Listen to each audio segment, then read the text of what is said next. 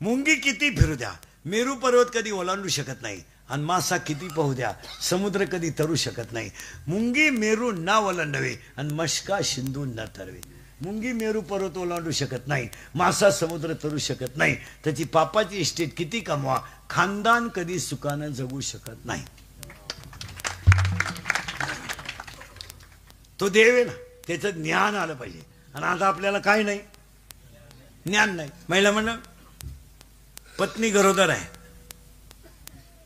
3ऱ्या महिन्याला चेक केली, सोनोग्राफी करून आणली. 5व्या महिन्याला पळत बाळाची वाढ पाहिली, वजन पाहिलं, वेट पाहिलं, त्या बाईला कोणता आहारला गेली याची माहिती घाली. या स्त्रीला 10 वेळा दवाखान्यात नेलं, तेव्हा ती बाळंत झाली, तिला मुलगा झाला. पत्नी घरात, स्त्री आहे. त्याच घरात एक मांजर आहे. सावध राहा बरं का आता. त्याच घरात एक मांजर आहे. मांजरीला कोणतंही खाद्य नाही, मांजरीला कोणतंही ट्रीटमेंट नाही, मांजरीला चेकिंग नाही, मांजरीला गोळ्या नाहीत. मांजरीला गरोदरपणामध्ये काय काळजी घ्यावी याची तिला काही घेणं नाही. बरं, ती गरोदर असताना म्हणजे बाळ पिल्लं पोटात असताना तिला योग्य आहार मिळालच गॅरंटी नाही. जर मिळाली एखाद्या घरी तर तिला मुलं झाली, म्हणजे पिलं झाली. मांजरीची जी पिलं झाली, ती पिलं त्या मांजरीनं साठून अशी सुंदर बनवली. साठली, ती खराब होती, ती चाटली. तिची ममत्व तिच्या जिभेत उतरलं. पिलाबद्दल असणारं ममत्व तिच्या जिभेत उतरलं. तिनं कोरडी मुलं केली आणि 5-6 दिवस त्या मुलांनी डोळे उघडले नाही. फिरून यायचं, दूध प्यायचं, मिळालं दूध तर कुठं प्यायचं, कुठं भाकर खाय, कुठं उंदीर खाय, पिलं पोसायची. तिची पिलं जेव्हा घरात उड्या मारायला लागली, तेव्हा घरातल्या कोणत्याही माणसानं काम सोडावा आणि त्या गोजीरवाण्या पिलांक पाहावं. त्या पिलांचं पालन पोषण पोटात बाहेर येताना आणि बाहेर आल्यावर कोणी केलं?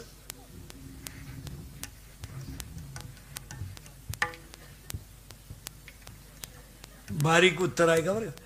पोटामध्ये त्या पोलांचं पालन पोषण, बाहेर येताना पालन पोषण आणि बाहेर आल्यावरही पालन पोषण.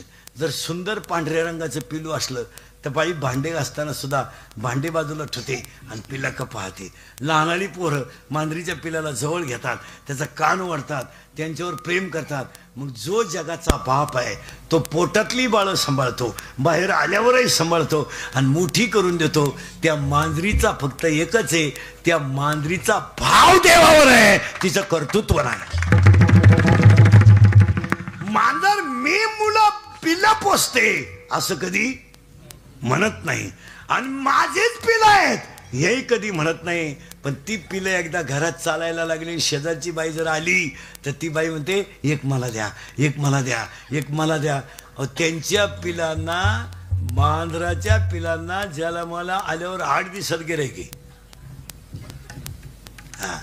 बरं, त्यांना कापायचं गिरायक नाही, पाळायचं गिरायक आहे, पण घरातलं संरक्षण करण्याचं गिरायक आहे.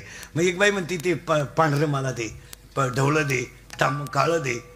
ती मालकीन म्हणते, नाही, अजून ते पेतात 8-10 दिवस कोणाला द्यायचे नाही. आता त्या पिलाचं सगळं पालन पोषण देवाने केलं. आपल्याला एकच पोरग झालं, कुटीचा बंगला आहे, ऊत आला पैशाला, पण पोर कुपोषित झालं.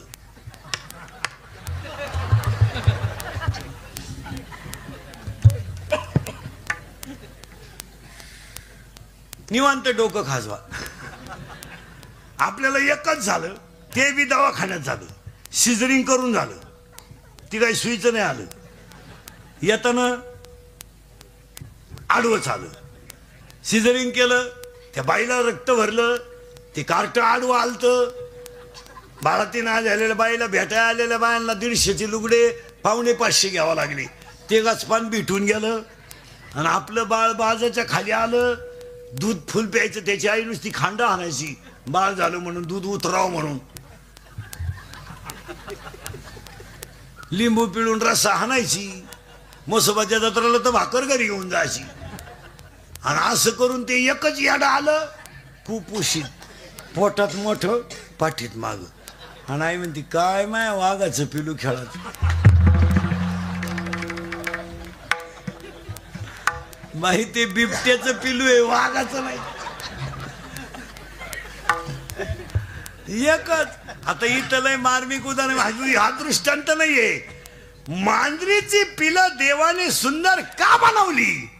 तर मांजरीच्या पिलात तो ममत्व आहे, पण मी नाही. पिलाबद्दल ममत्व आहे, माया आहे, पण मी पोचते हे नाही. आणि आपला संसार सुखाचा का नाही? ममत्वही आहे. आणि मी पण आला रे आला का ज्ञान निघून जात आणि अहंकार वाढत जातो. यावर आपलं मत काय? अहंकार वाढत जातो. लाल कांद्याचे पैसे झाले, सासऱ्याने ट्रॅक्टर घेतला डाळिंबातला. लहान सुनबाई म्हणली मा पाय लागला आणि ट्रॅक्टर झाला. आता तुझा पाय इतका चांगला होता का ग? तुझ्या बापाला जप्तीची नोटीस का आली?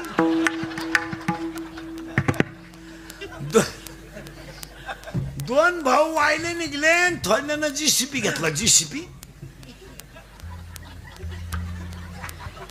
जीसीपी धाकटा मुरीत आंघोळ करीत होता. बायकोनं उघडावडीत आणला बाहेर. पाय पाय पाय पाय एकत्रपणा ढापलं ना, आता बाहेर काढलं पाय. तर म्हणला पाहतो पण अंडरपॅन्ट पिळू दे ना गाराठलं. फेडून विवेक दीप उजळी आणि योगी पाहे दिवाळी निरंतर.